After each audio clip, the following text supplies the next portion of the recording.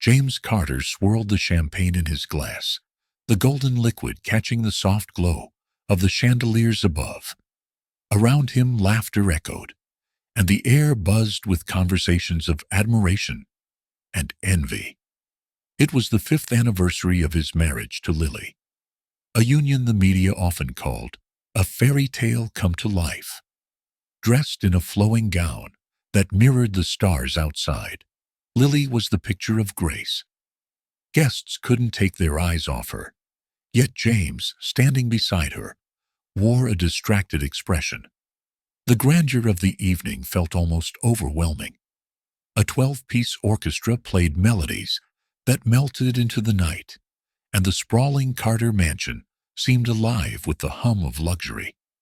Yet, beneath the surface, an unseen tension brewed. James excused himself, stepping onto the balcony for air. The cityscape stretched before him, but his thoughts were elsewhere. His phone buzzed. He glanced down, seeing his mother's name flashing on the screen. James, her voice, sharp and commanding, cut through the silence. 5 years, and still no heir. What will people think? You have to consider the future. Our family's legacy depends on it. He tightened his grip on the railing. I'm handling it, Mother, he muttered, the words carrying frustration. Handling it? Lily's barren, James. Face it. It's time you think about someone who can give you what you need. James didn't respond, his jaw clenching. As the call ended, the echo of her words lingered in the cool night air. Inside, Lily stood by the dessert table, a soft smile gracing her lips as guests congratulated her. But her smile faltered briefly when her gaze fell on James through the glass doors. She could sense the growing distance between them, the words unsaid, hanging heavier with each passing day. Hours earlier, in the privacy of her bedroom, she had opened an envelope from her doctor. It confirmed her worst fears. The latest treatment had failed. She had crumpled the paper, the weight of disappointment settling over her like a storm cloud. How could she share this with James? How could she face his increasing indifference? As the night wore on, the celebration continued, but the chasm between them widened. Guests laughed, toasting to the Carters' perfect marriage, oblivious to the cracks forming beneath the surface. When the last guest had left, James retreated to his study. Lily followed, her heart pounding. She had rehearsed her words all evening, but as she stood in the doorway, she found herself unable to speak. Instead, she watched as he poured himself a drink, his back turned to her. I'll be in the bedroom, she whispered, but he didn't respond. In the dim light of the study, James stared into his glass. The weight of expectations, disappointments, and his mother's words bore down on him. For the first time, he wondered if the life he had built, the life everyone envied, was as perfect as it seemed. The morning after the anniversary party, the Carter mansion was eerily quiet, its grandeur now cloaked in an unsettling stillness. James sat at the dining table, the scent of freshly brewed coffee wafting through the air. The large windows framed the pristine gardens outside, but his gaze was fixed on his phone, scrolling through emails. Lily entered, her footsteps light yet hesitant. Good morning, she greeted softly, her voice carrying an unspoken plea for normalcy. James glanced up briefly. Morning, he muttered, his tone indifferent, before returning to his screen. Lily hesitated, holding a small tray with his favorite breakfast, French toast with a hint of cinnamon. She placed it gently in front of him. I thought you might like this, she said, attempting a smile. James pushed the tray aside, standing abruptly. I have a meeting in the city, he said flatly. Without another word, he grabbed his briefcase and left, the sound of the front door closing echoing through the vast halls. Lily stood motionless, her heart sinking. She had prepared herself for this distance, but the reality was sharper than she had imagined. Turning away, She busied herself in the kitchen, her hands trembling as she washed the dishes. James's drive to the city was filled with the hum of the engine and his own turbulent thoughts. The night before, his mother's words replayed in his mind like a broken record. He pulled into the parking lot of his office building, the towering structure, a symbol of his success. Yet, as he stepped into the marble lobby, the weight of expectations felt heavier than ever. In his office, David, his loyal assistant, waited with a stack of documents. "Morning, sir," David greeted, noticing the dark circles under James's eyes. James nodded curtly, sitting behind his large mahogany desk. "What's on the agenda?" David hesitated. "There's a board meeting at 10, followed by a lunch meeting with Mr. Reynolds. But, sir, if I may, are you okay? You seem distracted."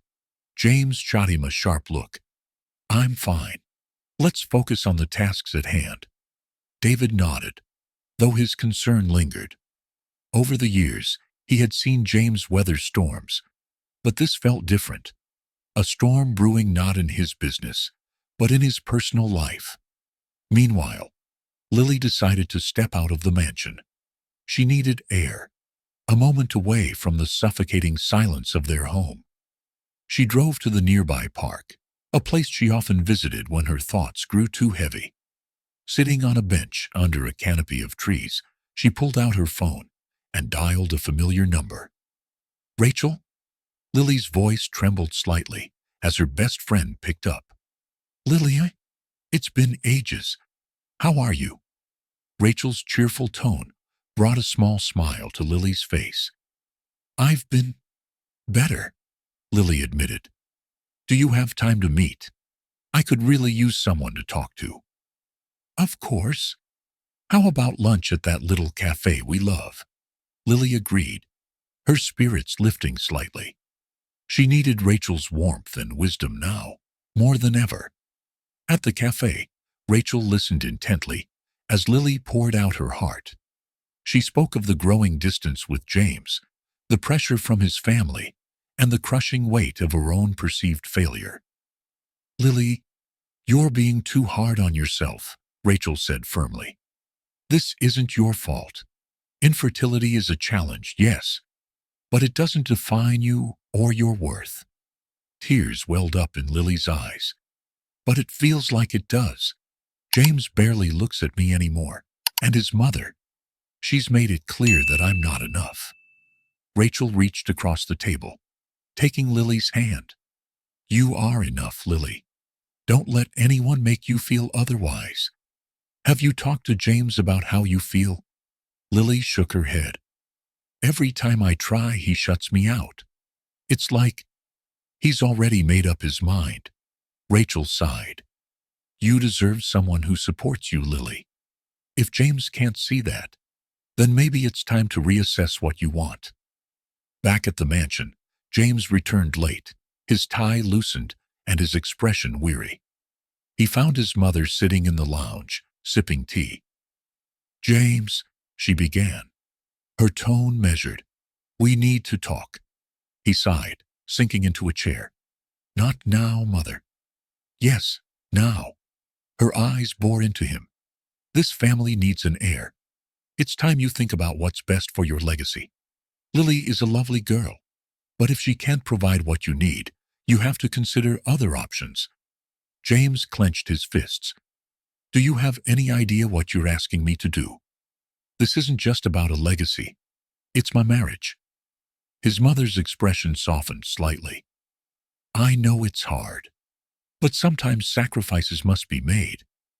Think about the bigger picture, James." As she left, James sat alone, the weight of her words pressing down on him. He poured himself a drink, the amber liquid swirling in his glass. The love he once felt for Lily was buried under layers of frustration and unmet expectations. He wondered if it was even possible to find their way back to the happiness they once shared. Lily returned home that evening, her heart heavy, but her resolve stronger. She found James in the study, staring at the fireplace. "James," she began, her voice steady. We need to talk. He looked up, his eyes tired. Not now, Lily. Yes, now, she insisted, stepping closer. I can't keep pretending everything is okay. We need to face this together. He sighed, running a hand through his hair. What do you want me to say, Lily? That I'm okay with this? That I'm fine with not having a family? Tears streamed down her face. I never asked for this either, James. But we're supposed to be a team. What happened to us? He didn't answer, his silence speaking volumes. Lily turned away, her heart shattering. She had hoped for a glimmer of the man she fell in love with, but all she saw was a stranger. That night, as they lay in the same bed but worlds apart, both wondered if their marriage was beyond saving. The tension in the Carter household grew thicker with each passing day. The once vibrant mansion, filled with laughter and love, had become a cold and silent fortress. James and Lily rarely spoke, and when they did, their words were clipped, weighed down by unspoken resentment. One evening, Lily sat in their bedroom, clutching a folder filled with medical reports and brochures for fertility treatments. She had spent hours researching clinics and options, hoping to rekindle a glimmer of hope. As James walked in, loosening his tie after a long day, Lily decided to take a leap of faith. James, she began tentatively, I've been looking into some new treatments. There's a clinic in New York with a great success rate. I think Lily, James interrupted, his tone sharp. Can we not do this right now? Her heart sank, but she pressed on. James, please. We can't keep ignoring this. If we try, I said. Not now. James's voice rose, cutting her off. His frustration boiled over, and for the first time, he let his anger fully surface. Do you think I have time for this? For more pointless treatments that lead nowhere? Lily recoiled as if struck. Pointless? She whispered, her voice trembling. Is that what you think? That trying to have a family with me is pointless? James ran a hand through his hair, exhaling sharply. I didn't mean it like that, but maybe we need to face reality, Lily. Maybe this just isn't going to happen for us. Tears streamed down her face. And what does that mean for us, James? Are you saying you're giving up on me? On us? He didn't answer. The silence that followed was deafening, a chasm that seemed impossible to bridge. The next morning, James sat in his office, staring blankly at his computer screen. His assistant, David, knocked lightly before entering.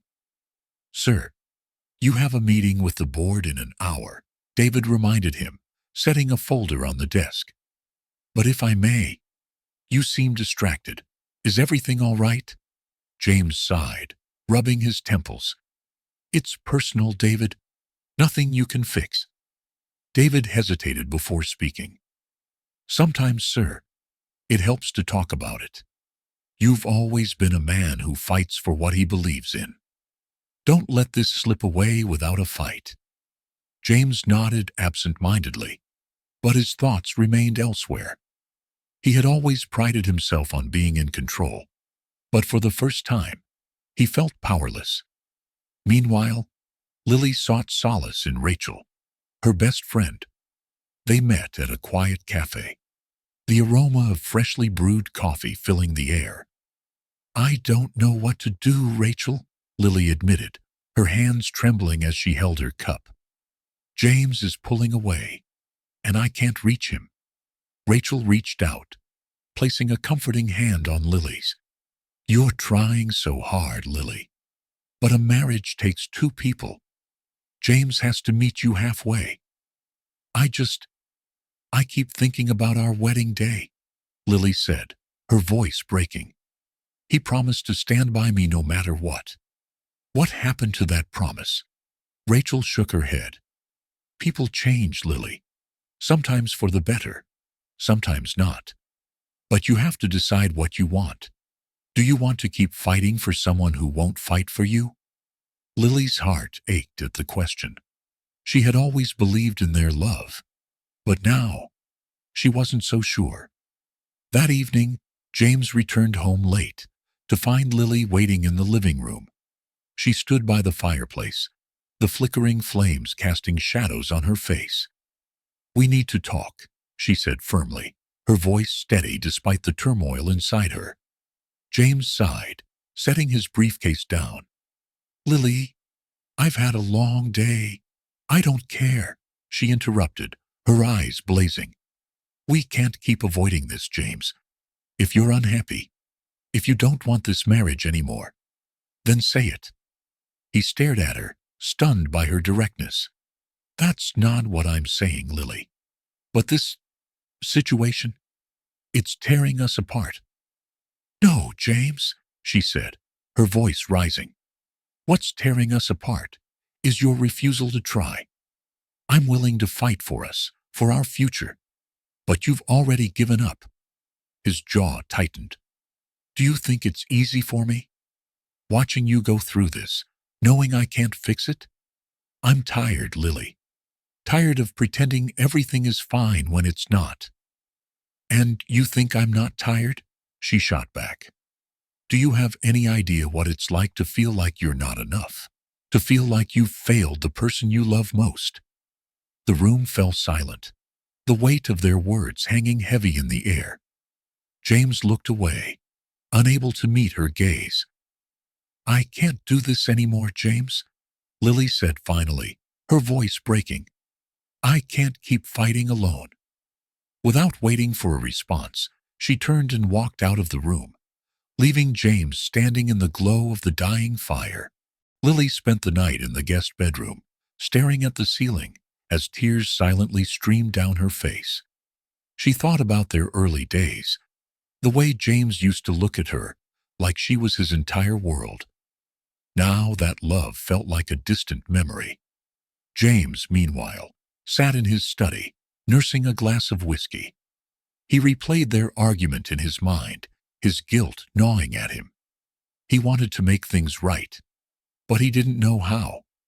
As dawn broke, the Carters faced a new day, each wondering if their marriage could survive the cracks that had formed, or if it was already too late.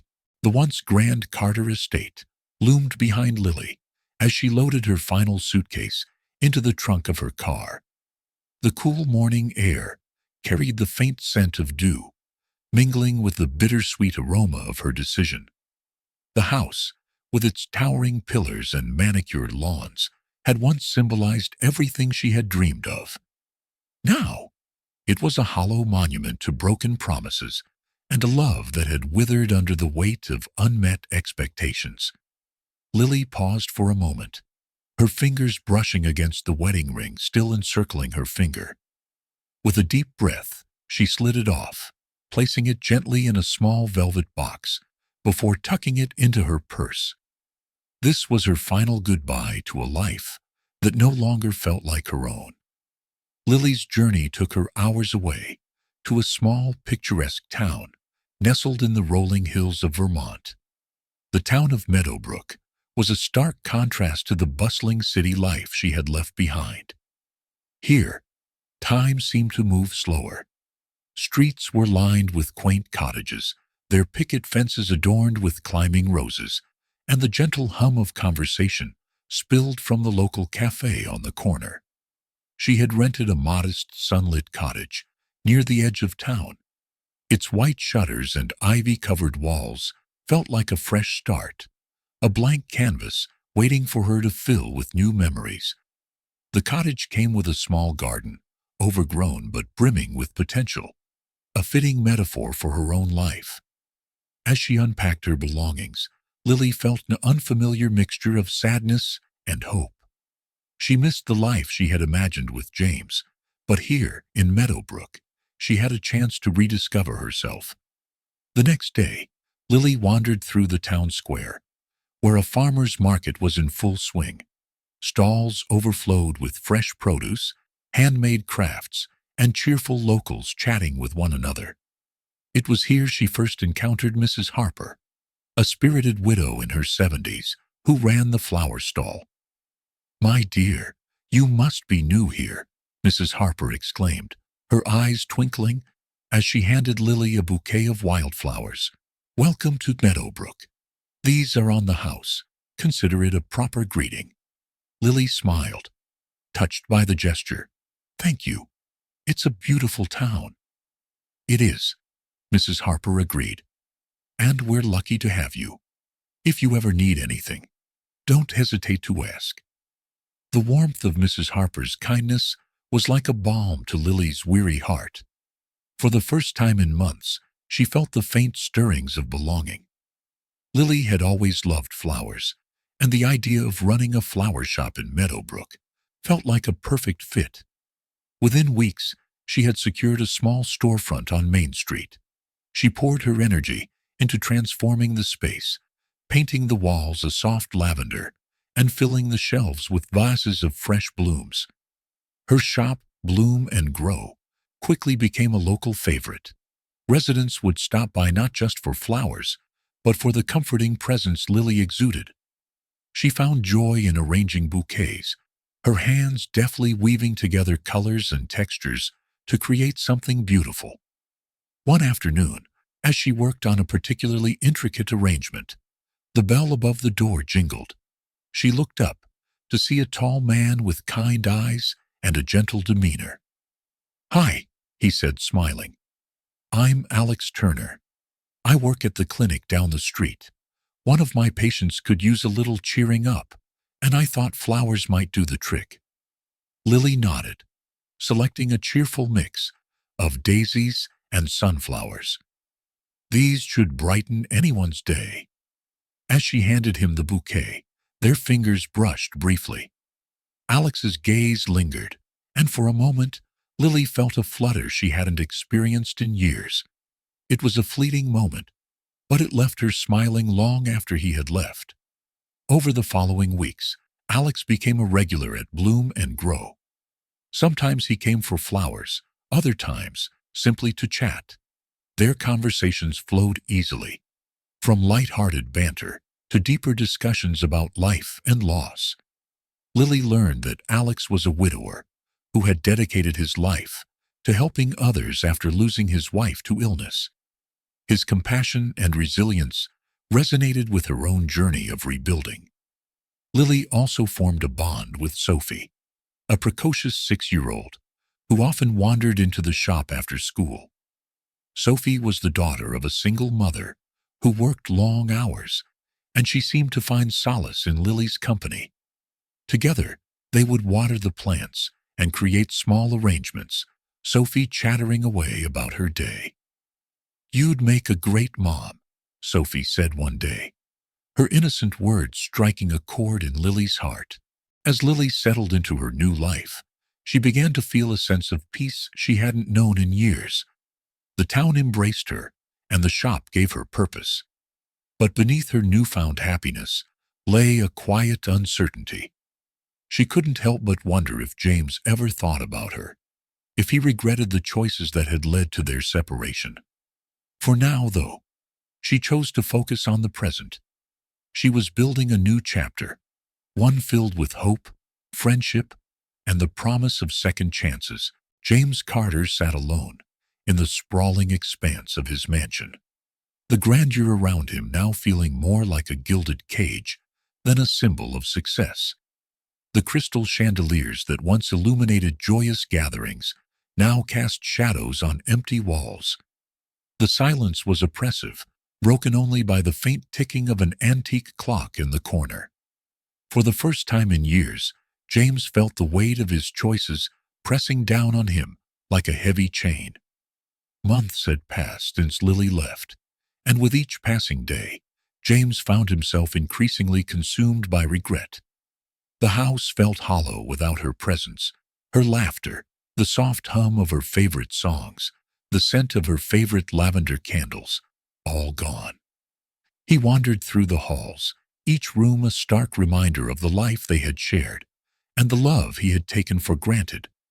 James tried to distract himself, throwing lavish parties and surrounding himself with people who flattered his ego. But these moments of artificial joy only deepened his loneliness. The women he entertained were nothing like Lily. They lacked her warmth, her kindness, and her unwavering belief in him. They were fleeting diversions, unable to fill the void she had left behind. One evening, as James sat nursing a glass of whiskey in his study, his longtime assistant, David, entered the room. David had worked for James for over a decade and had seen him through his rise to success, his marriage, and now his decline. "James," David began hesitantly, "we need to talk." James glanced up, his eyes bloodshot and weary. "If this is about work, David, it can wait." "It's not about work," David replied firmly. "It's about you." James leaned back in his chair, a bitter smile playing on his lips. "Let me guess. You're here to tell me what a mess I've made of my life." David sighed, pulling up a chair across from James. "You're not the man you used to be. When Lily was here, you had purpose. You cared about more than just your business or your image. You've lost sight of what matters." James scowled, the truth of David's words cutting deeper than he wanted to admit. "And what do you suggest I do, David? Go crawling back to her? She's gone." "Maybe you can't fix the past," David said softly, "but you can learn from it. You still have time to be the man she believed in." Despite David's words, James struggled to take action. His pride held him back, and he buried himself in his work, hoping to find solace in the only thing he felt he could control. But even his business ventures began to falter. A risky investment in a high-tech startup had backfired, costing him millions and tarnishing his reputation. The media, once enamored with his success story, now painted him as a reckless gambler who had lost his touch. The financial strain was compounded by whispers of betrayal within his company. A trusted partner, Greg Whitman, had been embezzling funds, leaving James to shoulder the blame. The betrayal stung, reminding him of the times he had betrayed Lily's trust. It was as if the universe was serving him a harsh dose of karma. One evening, James found himself drawn to a box of old photographs, tucked away in a corner of his closet. As he sifted through the pictures, memories of happier times came flooding back. There was Lily, smiling brightly on their wedding day, her eyes full of hope and love. There were snapshots of their vacations, quiet moments at home, and candid shots that captured the essence of their bond. Among the photos, James found a small handwritten note from Lily. It was from their first anniversary, a simple yet heartfelt message that read, "James, no matter what challenges we face, I believe in us. Together, we can overcome anything." The words hit James like a punch to the gut. He had failed her, failed them. The weight of his guilt was unbearable, and for the first time, he allowed himself to truly feel the depth of his sorrow. Tears streamed down his face as he clutched the note, whispering her name like a prayer. In the days that followed, James began to withdraw from his usual social circles. The parties stopped, the women stopped calling, and he found himself spending more time alone. He started reading books on self-improvement and listening to podcasts about personal growth. He didn't know where to begin, but he knew he couldn't stay on the path he was on. One morning, as he sat in his study, David walked in with a file. "This came in the mail for you," he said, placing it on the desk. James opened it to find a legal notice regarding a charity event he had agreed to sponsor years ago. The event was focused on supporting families struggling with infertility. It was a cause Lily had been passionate about, and James had signed on to support it at her insistence. The notice sparked an idea. James decided to attend the event, not as a sponsor, but as a participant. He hoped it would be a small step toward understanding the pain Lily had endured and perhaps a way to honor her in some way. At the event, James felt out of place among the couples and families. He listened to their stories of struggle and resilience, each one a testament to the power of love and determination. For the first time, he began to see infertility not as a failure, but as a challenge that could strengthen a relationship if faced together. One story in particular struck a chord with him. A young couple shared how they had nearly divorced due to the strain of infertility, but had found their way back to each other through therapy and unwavering support. Their words echoed in James's mind. Love isn't about perfection. It's about showing up, even when it's hard. As James left the event, he couldn't shake the feeling that he had been given a second chance. Not with Lily, perhaps, but with himself. He resolved to take responsibility for his actions, to make amends where he could, and to become a better man, even if it was too late to win her back. But deep down, a part of him clung to the hope that he might one day see her again, if only to say the words he should have said long ago. "I'm sorry." Lily stood in the middle of her small flower shop, her hands carefully arranging a bouquet of sunflowers and daisies. The scent of fresh blooms filled the air, and for the first time in years, she felt a sense of purpose. The shop, nestled in the heart of the quaint little town, had become her sanctuary, a place where she could heal and rediscover herself. Months had passed since Lily left the opulent but suffocating confines of her life with James. She had traded marble floors for creaky wooden ones, designer furniture for a cozy corner, filled with mismatched chairs and colorful cushions. Her new life was simple, but it was hers, and that made all the difference. The town, with its cobblestone streets and friendly faces, welcomed her with open arms. People like Mrs. Harper, the elderly widow who lived next door, often dropped by the shop to chat or share baked goods. Mrs. Harper had a knack for storytelling, her tales weaving together the town's history with bits of wisdom. She reminded Lily of the joy in small, everyday moments. One afternoon, as Lily prepared to close the shop, the chime of the doorbell signaled a last-minute customer. She turned to see a man with kind eyes and an easy smile. His presence was unassuming, yet there was something comforting about him. "Hi," he said, holding up a small card. "I'm Alex Turner. I'm a pediatrician at the local clinic. One of my young patients loves sunflowers, so I thought I'd surprise her." Lily smiled, her hands already moving to gather the sunniest blooms from the display. "You're in luck. These just came in this morning." As they talked, Lily learned that Alex had grown up in the town and returned after medical school to serve the community. He spoke with warmth about his work, his patients, and the joy he found in helping others. There was an ease to their conversation, a natural rhythm that left Lily feeling lighter. Over the following weeks, Alex became a regular at the shop, often stopping by after work to pick up flowers or simply to chat. Their conversations ranged from their favorite books and movies to deeper topics about life's challenges. Lily found herself opening up to him in ways she hadn't expected, sharing bits of her past while he listened without judgment. One day, Alex arrived with a small potted plant instead of a bouquet. "For you," he said, placing it on the counter. "A peace lily." I thought it was fitting. Lily laughed softly, touched by the gesture. "Thank you. It's beautiful." As their friendship deepened, so did the connection between them.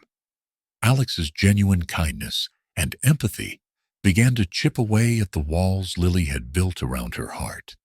She saw in him a man who valued people for who they were, not for what they could provide. It was a stark contrast to the conditional love she had experienced with James.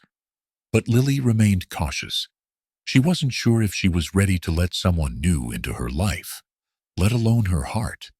The scars from her marriage were still fresh, and the fear of being hurt again loomed large. Mrs. Harper, ever the observant neighbor, noticed Lily's hesitation. One evening, as they shared tea on Lily's porch, she offered her wisdom. "Life doesn't come with guarantees, my dear," Mrs. Harper said, her eyes twinkling.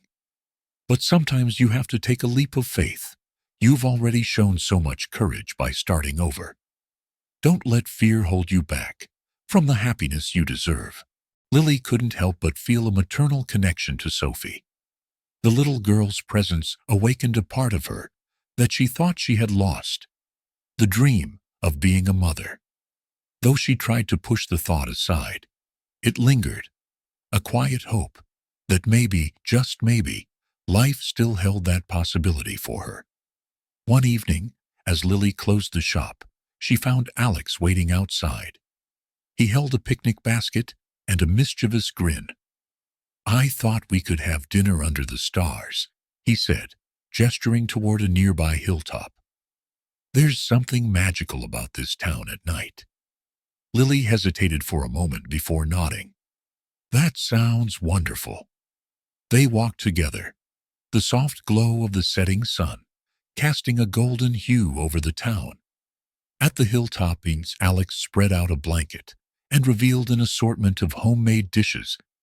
They ate and talked, their laughter blending with the sounds of crickets and the gentle rustling of leaves. As the night deepened, Alex shared his own struggles, losing his father at a young age, the challenges of medical school, and the weight of his responsibilities. Lily listened intently, feeling a growing admiration for the man who had turned his pain into purpose. Before they parted that night, Alex looked at her with a seriousness she hadn't seen before. "Lily, I know you've been through a lot, and I know it's not easy to trust again. But I want you to know that I'm here. No pressure, no expectations, just here." Lily's heart swelled with gratitude, and something else, something she hadn't felt in a long time: hope. In the weeks that followed, Lily and Alex's bond grew stronger. They attended town events together, shared meals, and supported each other in their respective journeys. Lily found herself smiling more, laughing freely, and looking forward to each new day. But amidst the happiness, a part of her remained guarded. She knew that life had a way of throwing unexpected challenges, and she wasn't sure how long this newfound joy would last. Still, for the first time in years, she allowed herself to believe that happiness was within reach. As Lily watered the piece of lily Alex had given her, she whispered a quiet promise to herself.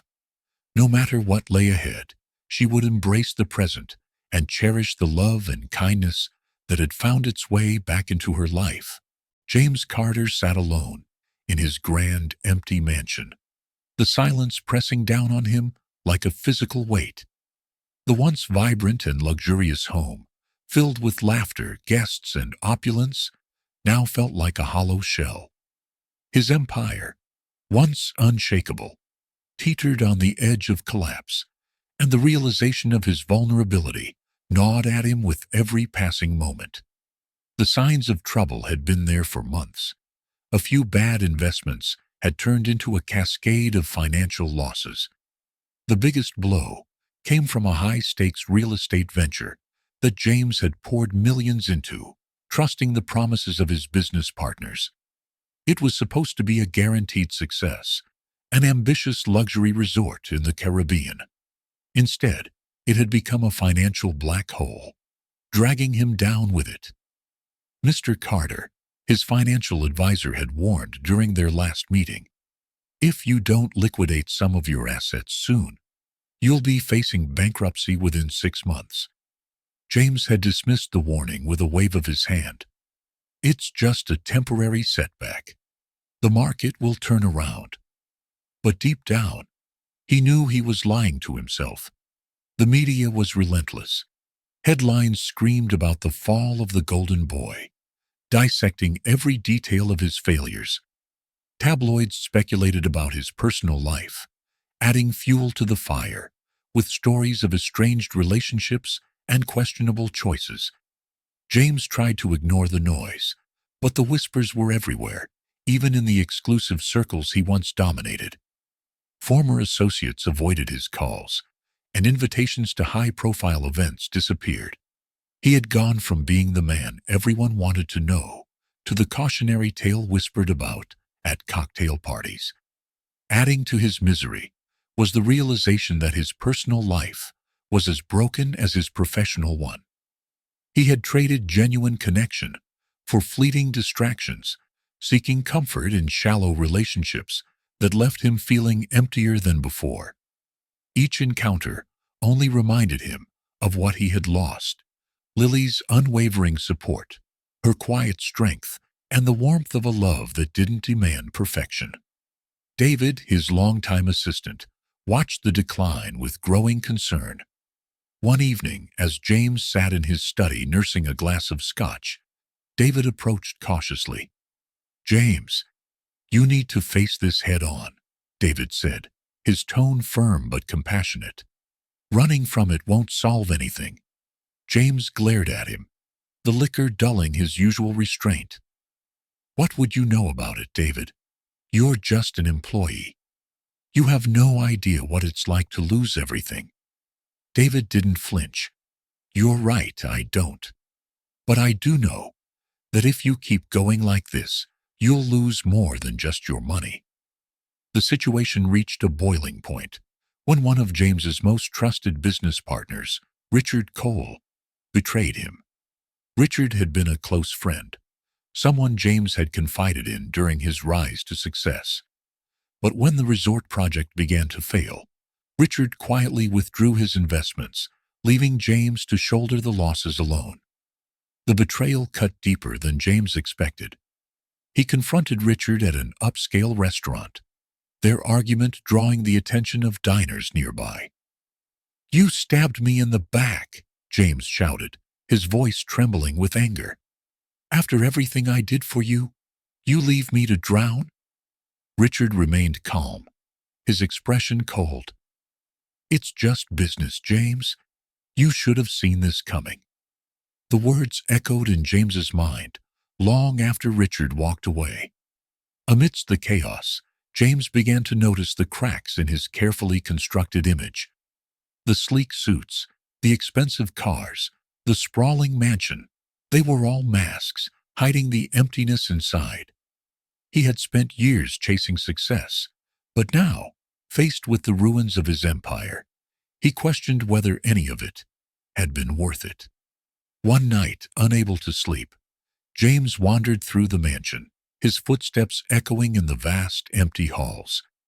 He found himself in a room he hadn't entered in months, what used to be Lily's art studio. The walls were lined with her unfinished paintings, each one a testament to her quiet creativity. James picked up a canvas, his fingers brushing over the dried paint. It was a portrait of a sunflower field, vibrant and full of life. Lily had once told him that sunflowers symbolized resilience and hope. Holding the painting, James felt a pang of guilt, so sharp it brought tears to his eyes. As his financial troubles deepened, James was forced to make difficult decisions. He sold his collection of luxury cars, his private jet, and even his beloved yacht. Each sale felt like a piece of his identity being stripped away, leaving him exposed and vulnerable. The final blow came when he had to put the mansion on the market. Watching strangers walk through the rooms, evaluating his home like a commodity, was a humbling experience. For the first time in his life, James felt the weight of his choices, not just the financial ones, but the personal ones as well. David remained by James's side throughout the ordeal, offering advice and support, even when James didn't deserve it. One evening, as they sat in the dimly lit study, David broke the silence. "You know, James," he began carefully, "it's now late to make things right with Lily." James scoffed, though there was little conviction behind it. "She's moved on, David. She has a new life now. She's probably happier without me. David nodded slowly. Maybe, but you'll never know unless you try. James couldn't shake David's words. They lingered in his mind, pushing him to confront the painful reality of his past. He began to reflect on the choices that had led him to this point. The greed, the arrogance, and most of all, the way he had let go of the one person who had truly loved him for who he was, not what he had. One day, as James sat in a modest cafe, far from the bustling city he once called home, he made a decision. He would find Lily, not to beg for her forgiveness, but to acknowledge his mistakes and give her the closure she deserved. It was a small step, but for James, it marked the beginning of a journey, one that would test his resolve and force him to confront the man he had become. As he left the cafe, a sense of purpose replaced the emptiness that had consumed him for so long. For the first time in years, James felt a flicker of hope. Perhaps in seeking redemption, he could find a way to rebuild not just his life, but his soul. In the small, serene town of Willow Creek, mornings began with the sound of birds chirping and the sight of mist rolling gently over the hills. Lily's new life was a stark contrast to the opulent but suffocating world she had left behind. Her days were no longer defined by extravagant parties and societal expectations, but by quiet routines and the delicate beauty of flowers. The decision to open a flower shop, which she named Sunflower Dreams, had been both a leap of faith and an act of healing. As the sun rose over the shop one crisp morning, Lily carefully arranged bouquets in the window. Each bloom was chosen with care, their vibrant colors reflecting the hope she was slowly regaining. The community had embraced her warmly, and her shop had become a small hub of joy and connection. Locals would stop by not just for flowers, but for a kind word or a listening ear. Lily, with her gentle demeanor, had become a cherished part of their lives. One of her regular visitors was Mrs. Harper, an elderly widow with a penchant for storytelling. She would sit on the shop's porch, sharing tales of her youth while sipping tea from a thermos she always carried. For Lily, Mrs. Harper's stories were a comforting reminder that life, even with its challenges, could be rich and full of meaning. One particularly busy afternoon, the chime above the shop door rang, announcing a new customer. Lily looked up from her work to see a tall man with warm hazel eyes and a calm demeanor. He introduced himself as Alex Turner, a local doctor who often bought flowers for his patients. "Good afternoon," Alex said, his voice gentle but confident. "I heard this is the best place in town for flowers. I was hoping to get something cheerful for one of my patients." Lily smiled, her fingers deftly picking out sunflowers, daisies, and sprigs of lavender. "Sunflowers symbolize resilience and joy," she explained, handing him the finished bouquet. "I think they'll do the trick." Their brief exchange was light and pleasant, but something about Alex's kindness lingered in Lily's thoughts long after he left. It wasn't just his words, but the way he carried himself, with a quiet strength that felt reassuring. As weeks turned into months, Alex became a frequent visitor. Sometimes he came for flowers, other times just to chat. Their conversations began to delve deeper, moving beyond polite small talk to shared stories of challenges and dreams. Lily learned that Alex had moved to Willow Creek after losing his wife to illness, seeking a fresh start, much like she had. One evening, as they walked through the town's annual spring festival, Alex opened up about his struggles. "It's hard," he admitted, his gaze fixed on the lanterns glowing above them. "Starting over isn't as easy as people think, but finding purpose again, it's worth the effort." Lily nodded, her heart resonating with his words. For the first time in years, she felt a connection that wasn't burdened by judgment or expectations. Alex saw her not as someone to fix, but as someone to understand. Their friendship blossomed into something more. As the seasons changed, Alex's support encouraged Lily to embrace the parts of herself she had hidden away.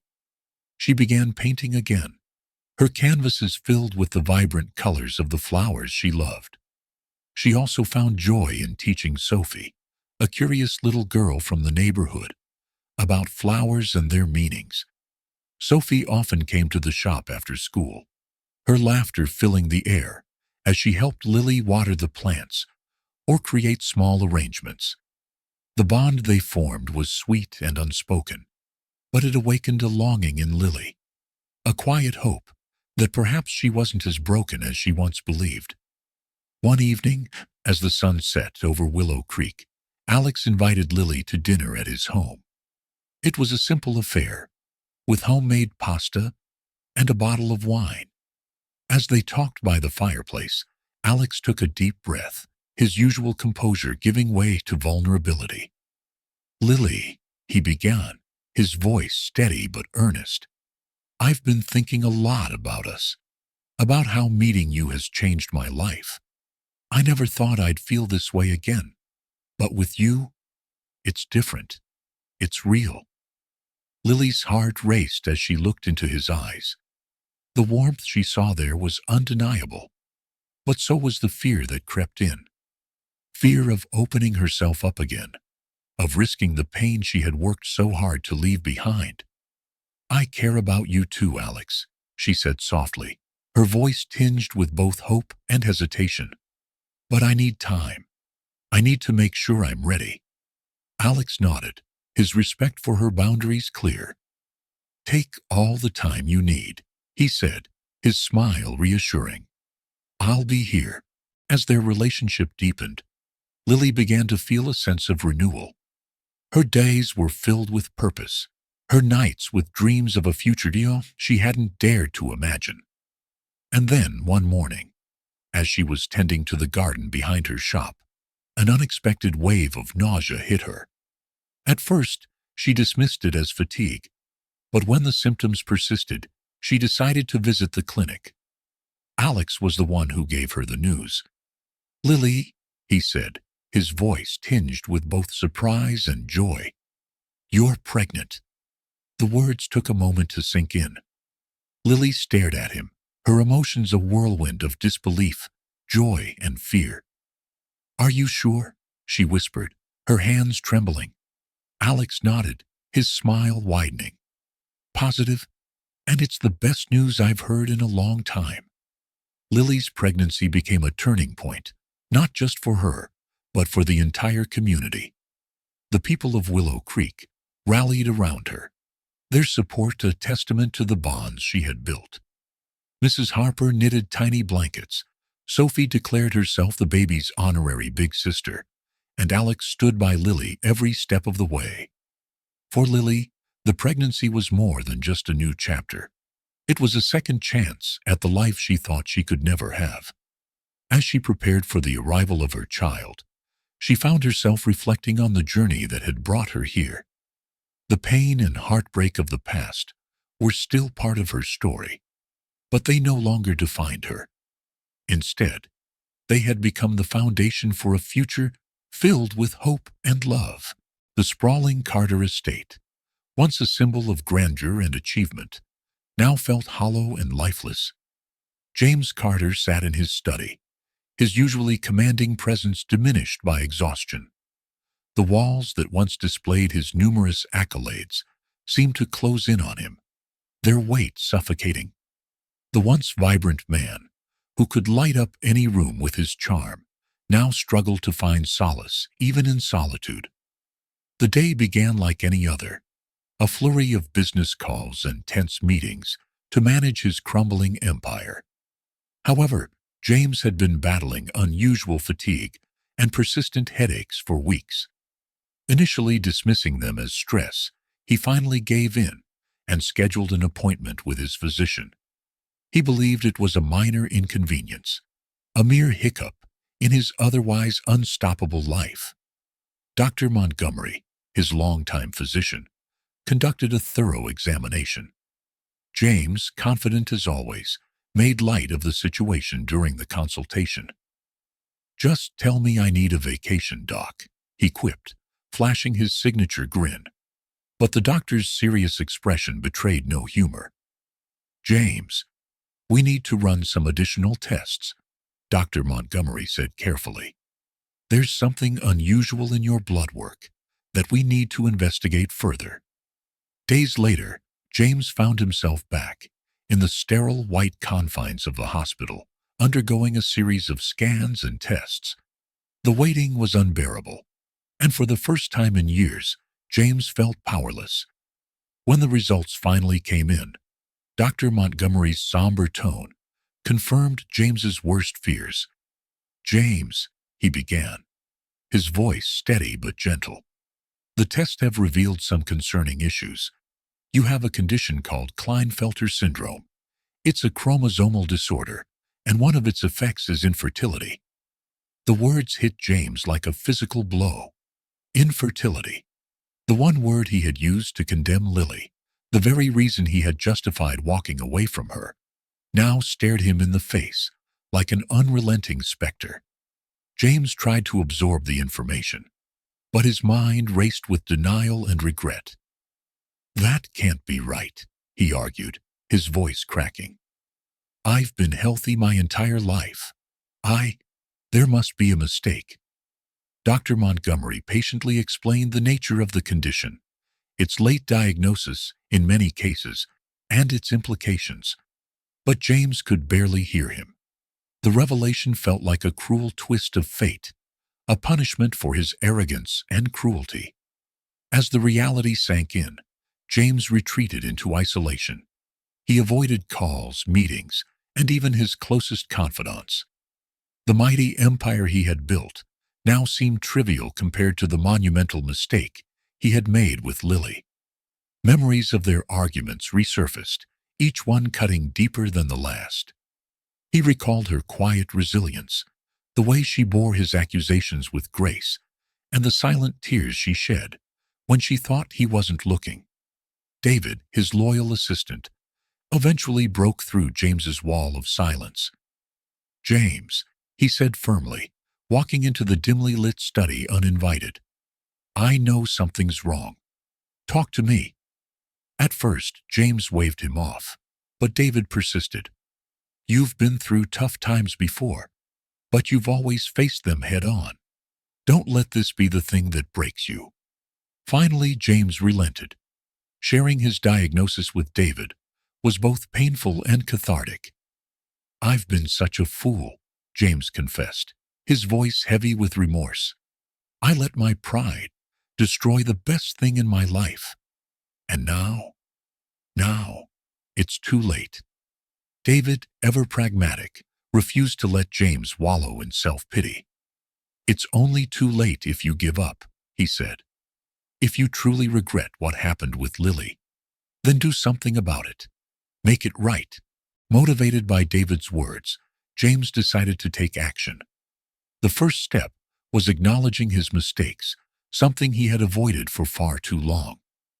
He began journaling his thoughts, pouring out his guilt and regrets onto paper. Writing allowed him to confront the man he had become and the pain he had caused. Each word was a small step toward redemption. James also sought out therapy, something he had always dismissed as unnecessary. Dr. Evelyn Marks, a compassionate yet firm therapist, guided him through the tangled web of his emotions. She challenged him to take responsibility for his actions and encouraged him to seek forgiveness, not just from Lily, but also from himself.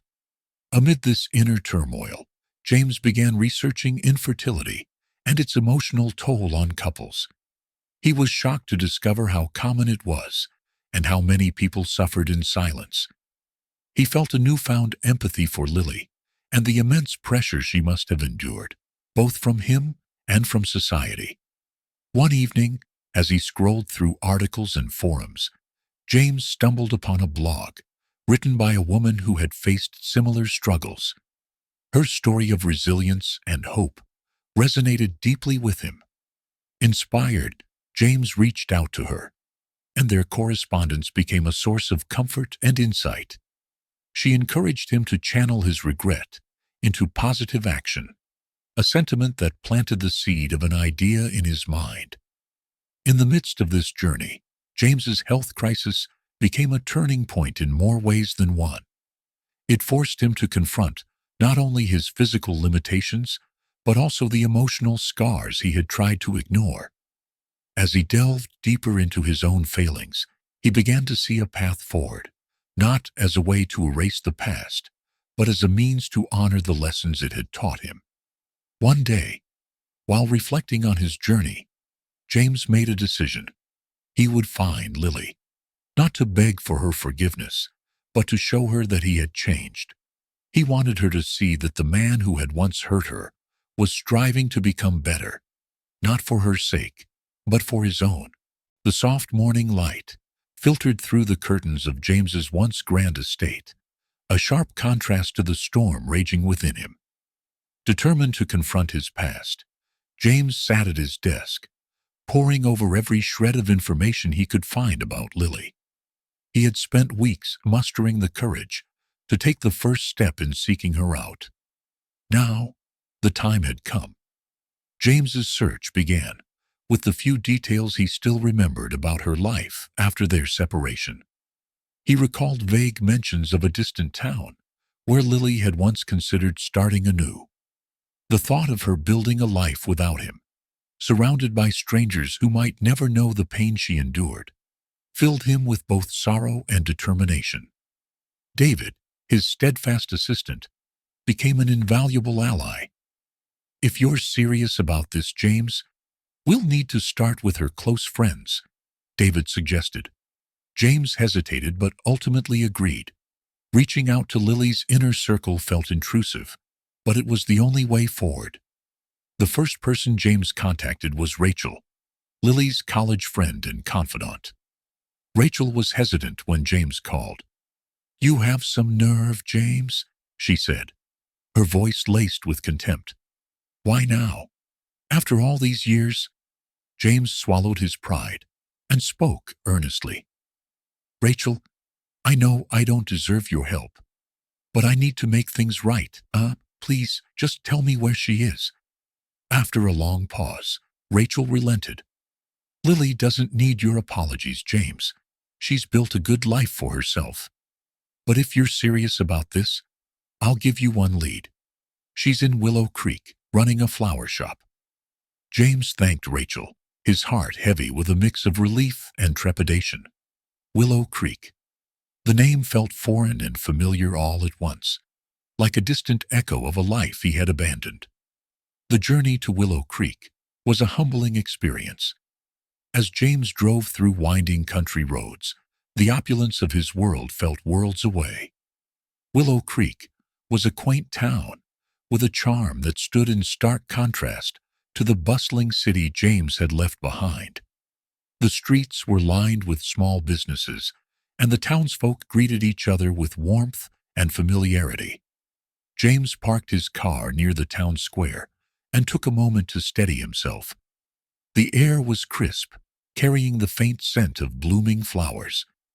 He spotted the shop Rachel had mentioned, Lily's Blooms. The sight of her name on the sign stirred a deep ache in his chest. He hesitated before entering, unsure of what to say or how to approach her after so many years. Through the glass window, he caught a glimpse of Lily arranging a bouquet, her movements graceful and purposeful. She seemed at peace, a stark contrast to the last time he had seen her. James couldn't bring himself to walk in. Instead, he lingered outside, observing from a distance. A young girl, no older than 8, skipped out of the shop, carrying a small bouquet. Her laughter rang out, drawing Lily's attention. Lily stepped outside, her face lit with a gentle smile as she waved at the girl. James felt a pang of guilt, realizing how much of her life he had missed. Unable to confront her directly, James decided to gather more information about her life in Willow Creek. He visited the local cafe, striking up conversations with the friendly townsfolk. Through them, he learned about Lily's resilience and the impact she had on the community. She was beloved by all, not just for her floral arrangements, but for her kindness and compassion. At the cafe, James met Margaret, an elderly woman who spoke fondly of Lily. "She's a blessing to this town," Margaret said. "She's been through a lot, you know, but she never let it break her." James listened intently, each word deepening his admiration for Lily.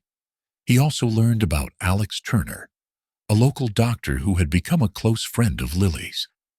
The mention of Alex stirred a mixture of curiosity and jealousy within James. Days turned into weeks as James struggled to find the courage to approach Lily. He volunteered at a local charity event, hoping to cross paths with her naturally. At the event, he encountered Sophie, a young girl who often visited Lily's shop. Sophie spoke with innocent enthusiasm about Lily and Alex, painting a picture of a life that seemed complete without James. Eventually, James decided to leave a letter at Lily's shop. He poured his heart into the words, apologizing for his past mistakes and expressing his desire to make amends. He left the letter on the counter when the shop was empty, retreating before Lily could see him. When Lily found the letter, she was taken aback. The familiar handwriting brought back a flood of memories, both painful and bittersweet. She read it carefully, her emotions oscillating between anger and empathy. James's words revealed a vulnerability she had never seen before, and for a moment, she considered responding. However, Lily decided against it. She wasn't ready to reopen old wounds, especially now that she had found peace. She left the letter in a drawer, unsure of what to do next. Undeterred, James continued his efforts to connect with Lily. He sought advice from David, who urged him to respect her boundaries. "She's built a life without you, James. If she doesn't want to see you, you have to accept that." But James couldn't let go.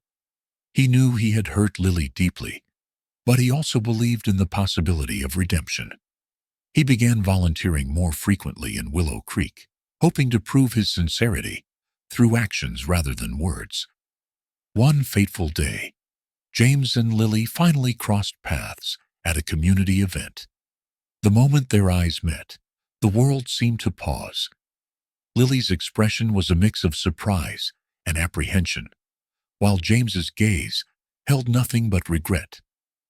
"I didn't mean to intrude," James said softly. "I just wanted to see you." Lily took a deep breath, her composure steady. "You've seen me, James. Now what?" Their conversation was brief, but charged with unspoken emotions. James apologized once again, his voice trembling with sincerity. "I don't expect anything from you, Lily. I just wanted you to know that I'm sorry. For everything." Lily nodded, her expression unreadable. "Thank you, James. But some wounds take time to heal." The morning sun painted the skies above Willow Creek in soft hues of pink and orange, yet James felt no warmth. As he stood on the edge of the town, the faint sounds of laughter and bustling streets reminded him of a life he had once shared with Lily, a life he had discarded. Now, standing here, he could feel the weight of his past choices pressing down like a heavy fog, obscuring the road ahead. James's days in Willow Creek had turned into a ritual of quiet observation. He frequented the local cafe, volunteered at community events, and absorbed every detail of the life Lily had built. But the more he learned, the more the weight of his guilt grew. Every story about Lily's resilience reminded him of the woman he had failed to cherish. One afternoon, as James wandered through the library, he overheard two women talking in hushed tones about Dr. Alex Turner. "He's a saint," one said. "Lily couldn't have found a better partner. He's been so good to her." The words stung. James clenched his fists, feeling an irrational wave of jealousy. but he reminded himself that he had no claim over Lily anymore. She deserved happiness, even if it wasn't with him. Determined to atone for his mistakes, James began digging deeper into his past actions, seeking to understand how he could have been so blind. Late one night, as he sorted through old medical records and correspondence from their attempts to conceive, a document caught his eye. It was an email exchange between Lily and their fertility specialist, dated shortly before their separation. James's heart raced as he scanned the messages. One line stood out, sharp as a dagger. The issue is not with Lily. The tests indicate that Mr. Carter's condition is the primary factor. His vision blurred, and the paper slipped from his trembling hands. For years, James had carried resentment, blaming Lily for their struggles, yet here was irrefutable proof that he was the cause. The reality hit him like a tidal wave, drowning him in shame. James spent the rest of the night revisiting every memory he had of their time together. He remembered Lily's quiet perseverance, the nights she cried herself to sleep, the mornings she masked her pain with a smile. And all the while, he had added to her burden, blinded by his own insecurities. The revelation sent him spiraling. He couldn't sleep, couldn't eat, and avoided all human contact. David noticed his decline and confronted him one evening. "James, you look like hell. What's going on?" James handed David the email. As David read, his face grew somber. "You need to tell her," he said. "She deserves to know. You finally understand the truth." "But what if she doesn't want to hear it?" James's voice cracked. "What if I'm too late?" David placed a hand on his shoulder. "It's not about what she wants, James. It's about owning up to your mistakes. This isn't about redemption. It's about doing what's right." Bolstered by David's advice, James resolved to tell Lily the truth. But the task was easier said than done. Each time he neared her shop, his courage faltered. He couldn't bear the thought of facing her rejection, yet he knew he owed her an explanation. One evening, while James lingered near the town square, he noticed a group of children gathered around Lily. She was teaching them how to arrange flowers, her laughter ringing out like a melody. Watching her, James felt a pang of longing. He realized that her happiness was no longer tied to him, and that made his task even more daunting. The opportunity to speak with Lily came unexpectedly.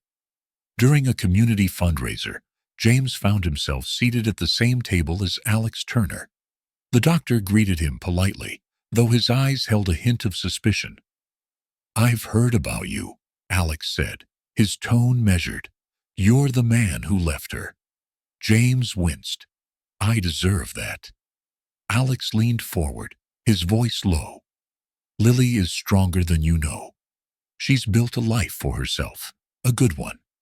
If you're here to disrupt that, I suggest you think twice." "I'm not here to hurt her," James said earnestly.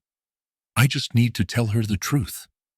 Alex studied him for a long moment before nodding. "Then, make it quick. She deserves closure." Later that night, James waited outside Lily's shop.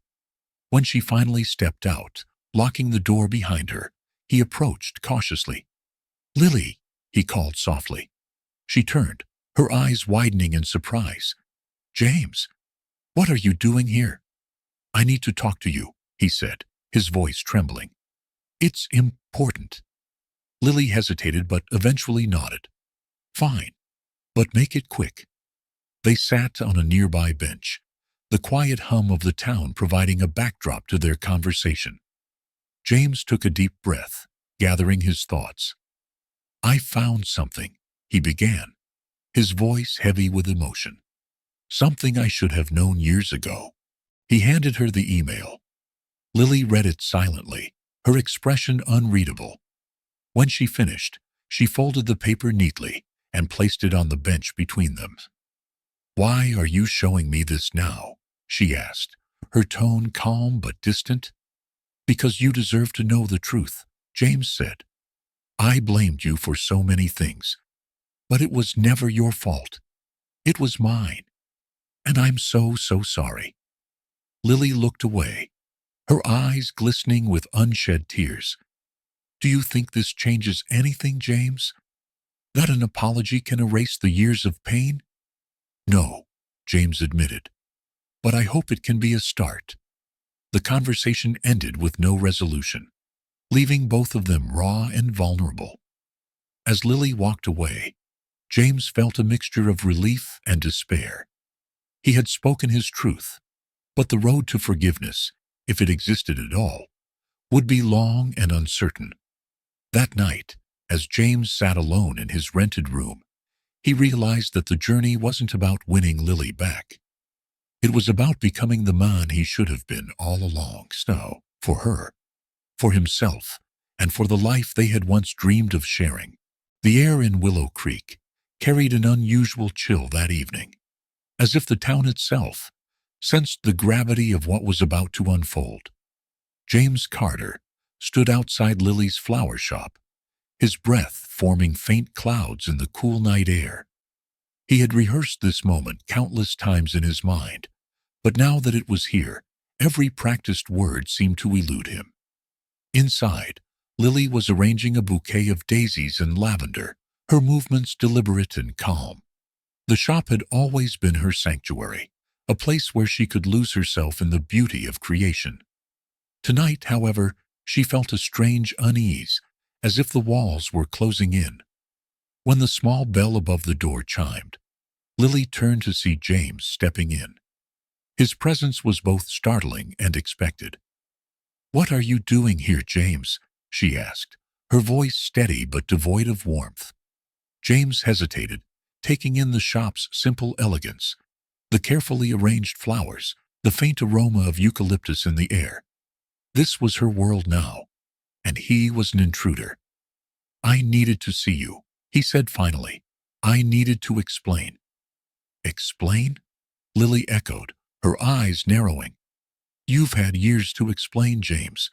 Why now?" The tension between them crackled like static electricity. James searched her face for any trace of the woman he had once loved, but the Lily before him was stronger, more guarded. She wasn't the same person he had walked away from, and he wasn't sure if he had the right to ask her to listen. "I know I don't deserve your time," James began, his voice soft but firm. "But there are things I need to say. Things I should have said a long time ago." Lily crossed her arms, leaning against the counter. "I'm listening." James took a deep breath. "I was wrong, Lily. About everything. About us. About what happened. I blamed you for something that wasn't your fault, and I let my own insecurities destroy what we had." Her expression didn't change, but her grip on the counter tightened. "It took you this long to figure that out?" James flinched but nodded. "I didn't just fail you as a husband. I failed myself. I've spent the last few years trying to fill the emptiness I created. But nothing works. Nothing feels right." Lily's eyes softened for a brief moment before she looked away. "And you think coming here, telling me all this, will fix things?" "No," James admitted. "I don't expect forgiveness. I don't expect anything. I needed you to know the truth." For a long moment, the shop was silent, except for the faint ticking of the wall clock. Finally, Lily spoke. "You think the truth will change what happened? That it will erase the nights I cried myself to sleep, wondering why I wasn't enough?" Her words cut deeper than any accusation James had imagined. He lowered his gaze, unable to meet her eyes. "No," he said quietly. "It doesn't change the past, but it's the only way I know how to start making things right." Lily sighed, her resolve faltering. She had waited years to hear these words, yet they brought no solace. "James, I've built a life here, a good life. Alex and I—" She paused, her voice trembling. "We're happy." James nodded, his chest tightening. "I can see that, and I'm glad.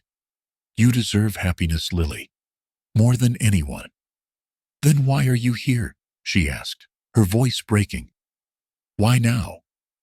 "Because I couldn't live with myself if I didn't tell you," James said. "If I didn't own up to what I did. I didn't come here to disrupt your life. I came here to apologize, to let you know that I see now what I couldn't see then." Lily turned away, her fingers tracing the petals of a nearby bouquet. "And what do you see now, James?" "That you were the best thing that ever happened to me," he said simply, "and I was too blind, too selfish to realize it." The vulnerability in his voice caught Lily off guard. She turned back to him, her eyes searching his face for sincerity. For a fleeting moment, she saw a glimpse of the man she had fallen in love with, the man who had once promised her forever. But that man was gone, replaced by someone who had learned too late the value of what he had lost. "Thank you," Lily said at last, her voice barely above a whisper, "for saying that." James felt a flicker of hope, but quickly extinguished it. He hadn't come here to win her back. He had come to give her closure.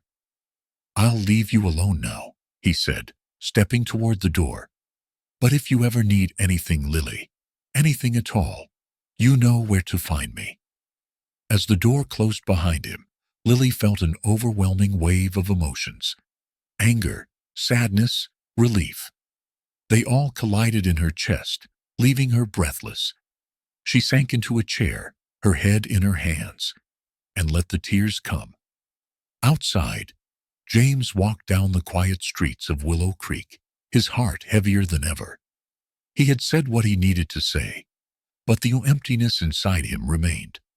For the first time in years, he allowed himself to grieve, not just for the life he had lost, but for the man he had been.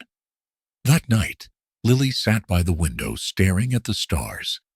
She thought about James's words, about the pain they had both endured. She didn't know what the future held, but one thing was certain. The past could no longer hold her captive. For James, the confrontation was a turning point. It wasn't the ending he had hoped for, but it was the beginning of something new, a path toward redemption, however uncertain it might be. The city lights glittered like 1,000 stars, but to James Carter, they were a pale echo of the brilliance he had once felt in his life. The grandeur of his penthouse apartment, with its floor-to-ceiling windows overlooking the skyline, had become a hollow shell. He stood at the edge of his balcony, the brisk wind tugging at his tie, lost in thought. James had spent weeks replaying his confrontation with Lily in his mind. Her words had cut deep, leaving a scar that would never fully heal. Yet for the first time, he felt a strange sense of peace. The burden of his unspoken guilt had been lifted, and while her forgiveness remained elusive, her acknowledgement of his apology gave him a sense of direction. His life, however, was still a shattered mosaic. The once revered James Carter, celebrated for his business acumen, was now a shadow of his former self. Financial missteps had left his empire teetering, and the media's unrelenting scrutiny painted him as a fallen tycoon. Yet, within this chaos, James found a glimmer of purpose, a chance to rebuild not his wealth, but his soul. James began his journey by seeking redemption through service. He reached out to David, his former assistant, who had always been more of a friend than an employee. David, ever loyal, welcomed the chance to help James rediscover his path. "You're serious about this, aren't you?" David asked one afternoon over coffee, his skeptical tone softened by a glint of hope in his eyes. "As serious as I've ever been," James replied. "I can't change the past, but maybe I can help others avoid the mistakes I made." David leaned back in his chair, studying James. "You know, it won't be easy. People are going to doubt your intentions. They have every right to, James said, his voice steady. But this isn't about them. It's about making things right. For Lily, for myself, and for anyone else who's been through what we've been through.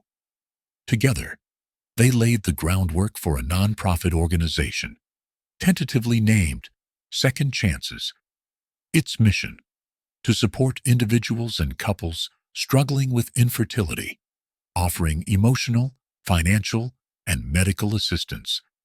James poured his remaining resources into the project, determined to build something meaningful. The work was grueling, but fulfilling. James spent hours meeting with specialists, drafting proposals, and learning about the complexities of infertility treatment. He partnered with renowned clinics and advocacy groups, ensuring that Second Chances could provide holistic support. Meanwhile, Lily's life continued to flourish in Willow Creek. The flower shop thrived, and her days were filled with laughter, thanks to Alex and their son, Michael. Despite her happiness, James's visit lingered in her mind. She couldn't deny that his words had stirred something within her, a mixture of unresolved pain and reluctant admiration for his newfound humility.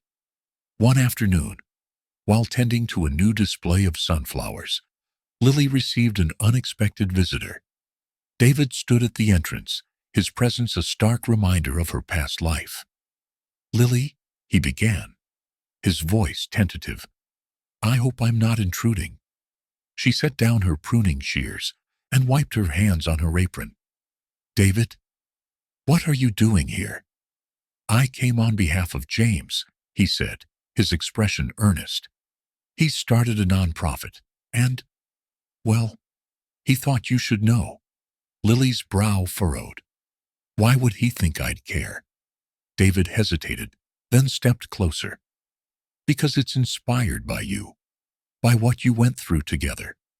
The conversation left Lily conflicted. She didn't want to reopen old wounds, yet she couldn't deny a flicker of curiosity about James's endeavor. Over the next few weeks, she followed news about Second Chances from a distance.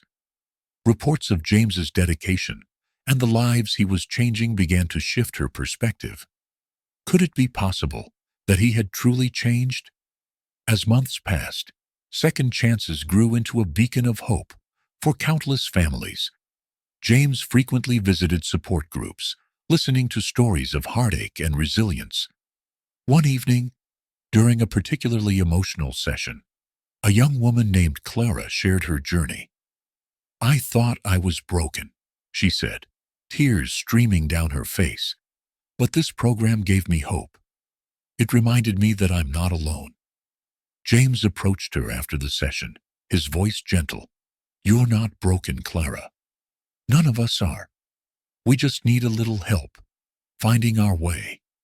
Her gratitude was palpable, and in her eyes, James saw a reflection of his own redemption.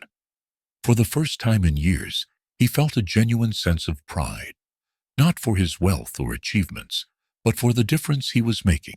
The turning point came during a gala event hosted by Second Chances. The room was filled with supporters, beneficiaries, and medical professionals, all gathered to celebrate the organization's success. James stood at the podium, his heart pounding. "Ladies and gentlemen," he began, his voice steady but emotional, "tonight is not about me.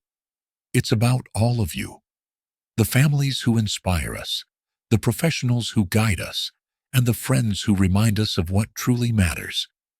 He paused, his gaze sweeping the room. "This journey started because of someone who taught me the meaning of love, resilience, and forgiveness. To Lily, wherever you are, thank you." Unbeknownst to James, Lily was in the audience, seated quietly at a corner table. She hadn't planned to attend, but David's persistent encouragement had worn her down. As she listened to James's speech, tears welled in her eyes. This was a man transformed, a man she barely recognized, yet one she couldn't help but respect. After the event, she approached him, her steps hesitant but resolute. When he turned and saw her, his breath caught. "Lily," he whispered, as if saying her name would break the spell. "You've done well, James," she said, her voice soft but firm. "I didn't think you had it in you." "I didn't," he admitted. "Not without you." For a moment, they stood in silence, the weight of their history hanging between them. Finally, Lily extended her hand. "Keep doing what you're doing. The world needs more of it." James took her hand, his grip firm but gentle. "Thank you, Lily, for everything." As Lily walked away, James felt a profound sense of closure. Their chapter had ended, but their story had left an indelible mark on both their lives. For James, it was the beginning of a new legacy, one built not on wealth or ambition, but on compassion and redemption. The warm spring sun bathed the city in golden light as James Carter stepped out of the headquarters of Second Chances. Despite the day's success, his thoughts were elsewhere, consumed by the unexpected encounter with Lily at the gala. Her words of encouragement, though few, had ignited a spark of hope and resolution within him. James's work had brought him an unfamiliar sense of fulfillment. Each story of hope, each family's journey, and each life, touched by second chances, reaffirmed his purpose. Yet a lingering void remained, a yearning for something he couldn't quite define. One afternoon, during a charity event, hosted in collaboration with a local children's hospital, James found himself drawn to a group of young volunteers. Among them was a boy no older than 10, with tousled dark hair and a contagious grin. The boy was handing out balloons and talking animatedly to the other children. James couldn't explain why, but there was something familiar about the boy. As he watched, the child's laughter rang out, a sound so pure it tugged at something deep within him. Later, as James mingled with guests, he noticed the boy standing with a man and woman. The man was speaking with a doctor, while the boy tugged at the woman's hand, pointing excitedly at the dessert table. James approached with a smile, enjoying the event. The boy looked up, his eyes sparkling with curiosity. "Yeah, this place is awesome. Are you the one who made it happen?" James chuckled. "I had some help." "What's your name, Michael?" the boy said proudly. "And this is my mom, Lily." James's world seemed to tilt. He turned, and there she was, Lily, standing just a few feet away. Her eyes widened in surprise, her expression a mix of disbelief and guarded curiosity. "Lily," James said softly, his voice tinged with emotion. "I didn't expect to see you here." She nodded, her composure steady. "Michael wanted to volunteer. He loves helping people."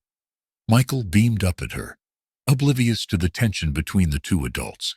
"Mom says helping others is the best way to make the world better." James crouched to Michael's level, his gaze tender. "Your mom is very wise. You're lucky to have her." Michael grinned, then darted off to join the other children. As James straightened, he faced Lily, searching for the right words. They moved to a quieter corner, away from the bustling crowd. Lily's demeanor was calm but guarded, her arms crossed loosely as she regarded James. "I didn't know he'd be here," James said, gesturing toward Michael. I didn't know he existed."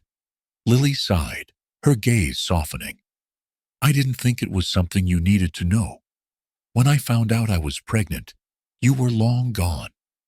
James's heart ached at the realization. "Lily, I never—" He stopped himself, shaking his head. "I can't change the past, but I want to be part of his life. If you'll let me." Her eyes searched his, wary but thoughtful. "James, I don't want Michael to get hurt. He's just a boy. He doesn't understand the complexities of us." James nodded, his voice steady. "I understand. I just want to get to know him, to earn his trust, and yours." Over the following months, James took every opportunity to spend time with Michael. They bonded over simple things, playing catch in the park, building model airplanes, and sharing stories. Michael's boundless curiosity and infectious energy became a source of joy James hadn't known he needed. Lily watched from a distance, her heart a mix of emotions. Seeing James with Michael stirred memories of the man she had once loved, but it also highlighted how much he had changed. One evening, as they walked together after one of Michael's soccer games, Lily broke the silence. "You've done well with him," she said, her tone contemplative. "He adores you." James smiled, his gaze fixed on Michael, who was skipping ahead. "He's an incredible kid. That's all because of you." Lily hesitated, then said, "I was wrong to keep him from you. I thought I was protecting him. But he deserves to know his father." James stopped walking, turning to face her. "Lily, I'll never be able to thank you enough for giving him such a wonderful life. I just want to be the kind of father he can be proud of." She nodded, her expression softening. "You're getting there, James. You really are." As their co-parenting dynamic grew, so did the bond between James and Lily. They found themselves reminiscing about the past, sharing laughter over old memories, and even discussing the challenges they'd faced since parting ways. Their relationship evolved into something unexpected. Not a rekindled romance, but a partnership built on mutual respect and shared love for Michael. The turning point came during Second Chance's annual gala. James had invited Lily and Michael as special guests, hoping to show them the impact of their collective journey. During his speech, James spoke candidly about his mistakes, his redemption, and the inspiration behind the organization. "To my son, Michael," he said, his voice steady but filled with emotion, "and to his mother, Lily, thank you for teaching me what it means to love selflessly." The audience erupted in applause, but James only had eyes for Lily and Michael. Lily's smile was soft, her eyes glistening with unshed tears. Michael waved enthusiastically, his grin as bright as the lights overhead. That night, as they stood together under the stars, Lily placed a hand on James's shoulder. "You've come a long way, James. I'm proud of you." He looked at her, his expression earnest. "I couldn't have done it without you and him." For the first time in years, they shared a moment of genuine connection. It wasn't about the past or what could have been. It was about the future they were building together for Michael. A future filled with hope, love, and unexpected gifts. The scent of freshly brewed coffee filled the air as James Carter sat at his desk, the early morning light streaming through the large windows of his home office. The desk, once a symbol of his corporate empire, now held manuscripts, letters, and notes from people whose lives had been touched by second chances.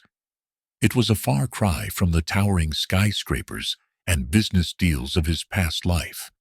But James found solace here. Today was a particularly special day. He had just completed the final chapter of his memoir, From Darkness to Light, A Journey of Redemption. The book, a deeply personal account of his failures, triumphs, and the lessons he'd learned, was his way of sharing his story with the world. It was also a tribute to Lily, to Michael, and to the countless lives he had encountered on his path to redemption. As James leaned back in his chair, his thoughts wandered to the gala speech that had marked a turning point in his life. That night, he had laid his heart bare, acknowledging his mistakes and the people who had guided him toward the light. The response had been overwhelming. Letters poured in from across the country, stories of hope, forgiveness, and courage inspired by his journey. It was these stories that had fueled his decision to write the memoir. James's phone buzzed, pulling him from his reverie. It was David, his loyal friend and former assistant, now the managing director of Second Chances. Big day, huh? David's voice was warm, tinged with pride. James chuckled. Yeah, it feels surreal. I never thought I'd be here. David laughed. None of us did. But you've earned it, James. Every word in that book is a testament to the man you've become. The day unfolded in a whirlwind of activity. The memoir's launch was set to coincide with Second Chance's annual Community Day, a celebration of the organization's achievements and the people it served. The event was held at the very community center where James had first seen the power of hope in action. Families gathered in the courtyard, children laughing as they played games, while volunteers handed out food and supplies. Among the crowd, James spotted familiar faces, families he had helped, people who had become part of his extended community. At the heart of the event was a stage adorned with banners reading, "From Darkness to Light," a celebration of hope.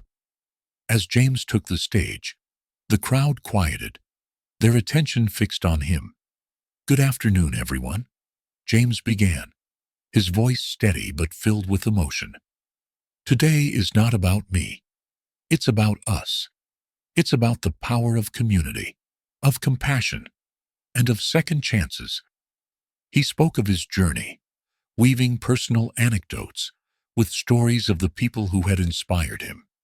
He paid special tribute to Lily, whose unwavering strength had shaped Michael into the remarkable young man he was becoming. He also spoke of Michael, who was sitting in the front row, his eyes shining with pride. As a father, I've learned that the greatest gift you can give is your time, your love, and your belief in someone's potential, James said, his gaze resting on Michael. Michael, you've given me more than I could ever repay. Thank you for being my son. The audience erupted into applause, many dabbing their eyes at the heartfelt moment. After the speech, James signed copies of his memoir, each interaction a reminder of the impact one life could have. One by one, people shared their stories of overcoming adversity, of finding hope, of believing in second chances. Among the crowd was a young woman who introduced herself as Emily. She was in her early 20s, with a shy smile and a determined gaze. Your story gave me the courage to leave an abusive relationship, she said, her voice trembling. I'm starting over, just like you did. James took her hand, his voice steady. You're braver than you know, Emily. Starting over is the hardest part, but it's also the most rewarding. Keep going. You've already taken the first step. The day culminated in a special presentation. David took the stage, a large plaque in his hands. James, on behalf of Second Chances and everyone whose lives you've touched, we wanted to honor you with this, David said, his voice thick with emotion. He unveiled the plaque, which read, James Carter Community Center, a beacon of hope for generations to come. The crowd erupted in applause as James stood, momentarily speechless. He accepted the plaque, his voice breaking as he thanked everyone. This isn't just my legacy, he said. It's ours. Together, we've built something that will outlast all of us, a testament to the power of compassion. That evening, as the event wound down, James found a quiet moment with Lily. They stood at the edge of the courtyard, watching Michael play with the other children. You've built something incredible, Lily said, her voice soft. James turned to her, his gaze earnest. I couldn't have done it without you, Lily. You gave me the strength to change, even when I didn't deserve it. Lily smiled, her expression one of quiet pride. You deserved it, James. You just needed to see it for yourself. Later that night, back at home, James sat in his study, the memoir resting on the desk in front of him. He opened it to the dedication page, his heart full, as he read the words aloud. To Lily, for teaching me resilience. To Michael, for showing me the meaning of unconditional love. And to everyone who believes in second chances, you are the light in the darkness. As James closed the book, he glanced out the window at the city lights twinkling in the distance. His journey had been far from perfect, but it had led him to this moment, a life filled with purpose, love, and the profound knowledge that even in the darkest times, there was always hope. Thank you for joining us on this heartfelt journey of redemption, forgiveness, and second chances. James's story reminds us that even in our darkest moments, hope and love can light the way to a better future. We'd love to hear your thoughts. What part of James's journey moved you the most? Leave a comment below and share your perspective. Your insights could inspire someone else who's searching for their own second chance. And if this story resonated with you, don't forget to subscribe to our channel. We have more powerful stories coming your way. Stories that will touch your heart, challenge your perspective, and remind you of the beauty in humanity. Thank you for being a part of this incredible journey. Until next time, stay inspired, stay hopeful, and always believe in the power of second chances.